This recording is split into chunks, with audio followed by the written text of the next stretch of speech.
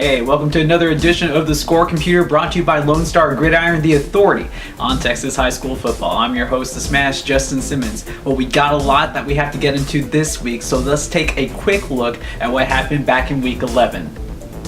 The computer wrapped up the last week of the regular season going 4-2, making it 23-7 overall. I say it did a pretty good job since we joined up with Lone Star Gridiron.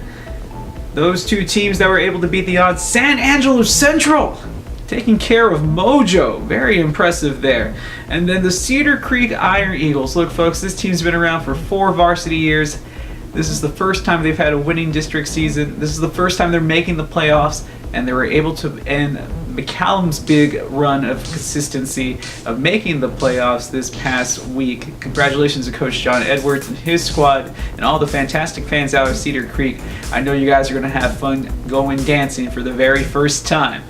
Well, that's it. You know about it. The regular season wrapped up last week. This week we're talking playoffs. Yes, playoffs. I love it. This is what it's all about. Those two-a-days. The regular season, the district, all that blood, sweat, and tears finally culminates here in the first round, the by-district round of the playoffs. We've ran the simulations. We know you want to know what the scores are, so let's get right to it. Here we go. The playoff edition of the Score Computer starts now.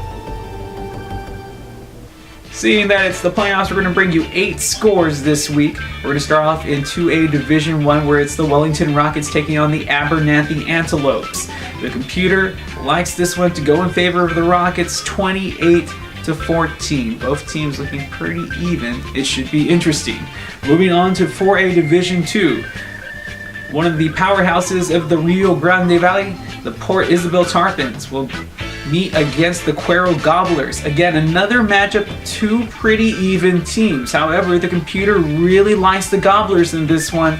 I don't think it's seen the boys from the RGV play, 28-6. We move up a division in 4A to Division 1, where it is a rematch of a game that was played in the playoffs last season. It's LSG's number 4 team, the Liberty Hill Panthers, taking on the Burnett Eagles in this classic rivalry. There's no love lost between these two teams. I don't know what Coach Jerry Vance is telling these boys, but year after year, consistency seems to be the theme over there because he just keeps on winning. The Panthers won the district. They look to win this game 36-22. Move up to 5A Division 2, where this is a very even matchup between Lucas Lovejoy and Frisco. The Raccoons 6-2 in district play, the Leopards 5-2. 8-2 overall for the Raccoons, 7-3 overall for the Leopards. The computer really thinks it can go either way, but it has to pick a winner. And it picks the Raccoons, who were featured on NBC's Sunday Night Football, if you happen to be paying attention, 28-27. You want to talk about rivalries? Well, we have a pretty good one brewing here in the Central Texas area, where it's Cedar Park Vista Ridge taking on Austin LBJ. Now, the Rangers and the Jaguars have met about 4 times in the last 2 seasons, and in fact, this is actually a rematch from the by-district round of last year. LBJ pulling off what was a huge upset then. This year, it looks to be the same thing. Cedar Park, Vista Ridge favored, as they are the LSG's number 23 ranked team. However, Austin LBJ, the computer says don't call it an upset. It has them winning 35-28. Well, would you look at that? We have a dandy of a matchup brewing in the DFW Metroplex. I'm telling you, Texas high school football fans are salivating over this one, but it is a shame that we have to see these 2 caliber teams match up so early in the playoffs, but it gives us a great matchup here, as South Lake Carroll will be taking on Cedar Hill. The Dragons are ranked number 12 according to Lone Star Gridiron. The Longhorns number 6. Both these teams 5-1 in district play. The computer, I think it's going to be close, but it likes the Longhorns 35-21.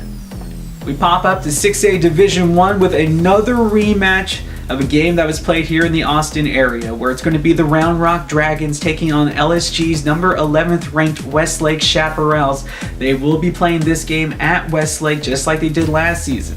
The Round Rock was able to win that game. The Chaparrals and Sam Ellinger looking for some revenge. The computer thinks they get it done 35-21.